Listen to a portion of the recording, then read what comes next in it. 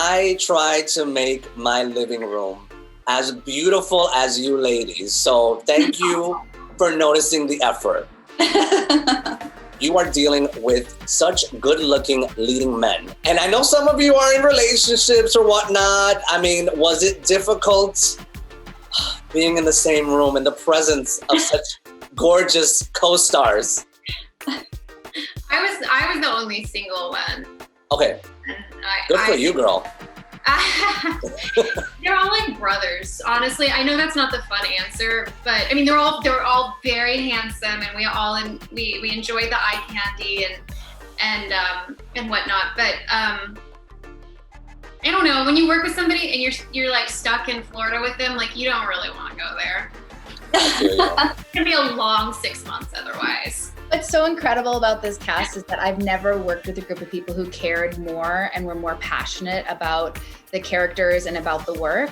And so like, sure, it's very lovely that everyone is handsome, but more so like their kind-heartedness and their passion and their talent. I mean, in watching the series back, I've just been absolutely blown away by their performances. And that feels like the most lucky to get to be near and to get to play with. Because, you know, when you show up on set, getting to work with people who are tremendous, I'd pick that over good looks any day, to be honest. One thing that I love about these types of shows is the wardrobe. And I don't know if you ladies enjoy that aspect as well, or are you more of a tomboy at home?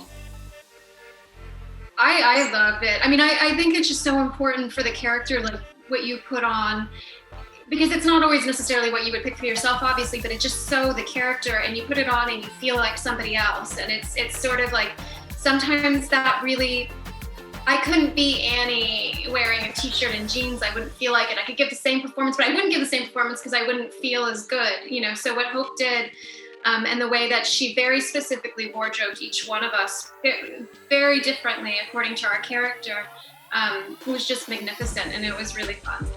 Nice. It's such an important part of the process to go through costumes and hair and makeup, and I feel like for me, like that's when I really found my character, is when I put all of that armor on, and was able, like, which makes you hold yourself in a particular way, those bras and those garters and those stockings and the heels and the way the dresses were constructed. Like, you couldn't move as freely as you can now in those clothes.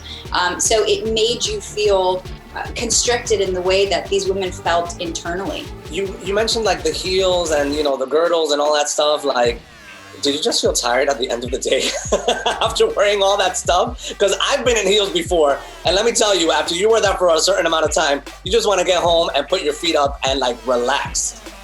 Yes, It's exhausting.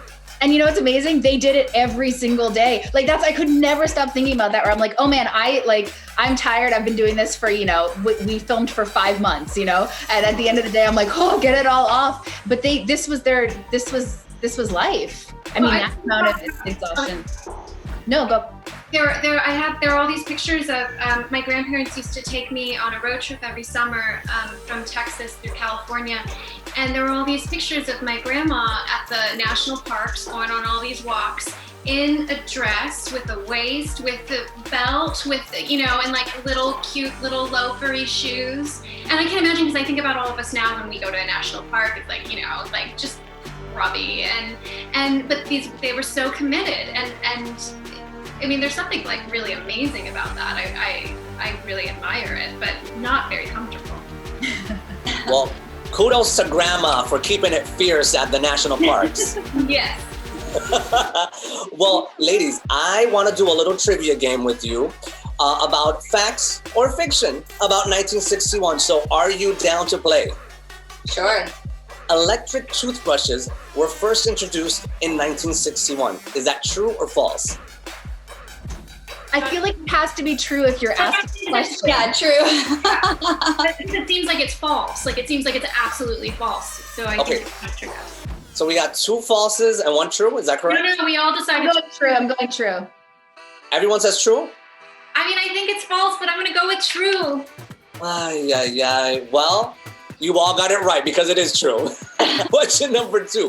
The Flintstones was the #1 TV show of that year. Is that true or false? When did the Flintstones. Oh. It didn't come out until later. Whoa, maybe it came out. I don't know. The number one TV show? Mm-hmm. I'm gonna say true. What'd you say, Eloise? False? False. Oh, it's a split decision. Where do I go? I don't know. Very important, Nora. It's very important. Yeah. Yes. False. Okay. Well, the answer True. is false. Time Magazine's Man of the Year was President Eisenhower in 1961. Is that true or is it false? False, right? False, because he was not president at that time. Well, he could still been Man of the Year. False. You said, well, your question is misleading because you said President Eisenhower as if he was the active president. Well, they always refer to a president as a president, whether he's in office or not. So, so again, answers? False. False. Oh my goodness, you girls are good because the answer is false. You tried to trick us. You tried to trick us. You tried to lead us away from our correct answer. Was it though? Who was Time of the Year? Who was Person of the Year? The person or the Man of the Year was Mr. John F. Kennedy. Yeah. Oh my goodness, it's been such a pleasure speaking to all three of you. I've had such a wonderful time watching the show, and I really do hope to see you again in season number 2. Thank you. We do too. Take care. Bye. Bye.